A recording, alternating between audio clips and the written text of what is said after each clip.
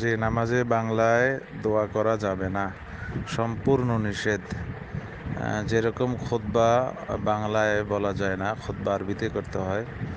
নামাজের মধ্যে দোয়াগুলো, এগুলো হাদিস এবং কোরআনে যে সমস্ত দোয়া রয়েছে, সেই দোয়াগুলো থেকে যে কোনো দোয়া নফল নামাজে পড়া যায়, একাকী নামাজে পড়া যাবে রুকু সিজদার মধ্যে, তাতে কোনো সমস্যা নেই। কিন্তু বাংলায় কোনোভাবেই কোনো দোয়া করা যাবে না। বাংলায় যদি দোয়া করা যায় তাহলে আমরা বৈঠকের মধ্যে আত্তাহিয়াতও তাহলে বাংলায় বলি, দরুদ শরীফটাও বাংলায় বলি, অথচ দরুদ আত্তাহিয়াত এটা বাংলায় বলা জায়েজ নেই, সবাই সম্মতিক্রমেই। বিদায় কোনো দোয়াই আরবি ছাড়া বাংলায় করা যাবে না, বা অনারবি শব্দ, অনারবি বাক্যে, অনারবি ভাষায় দোয়া করা যাবে না।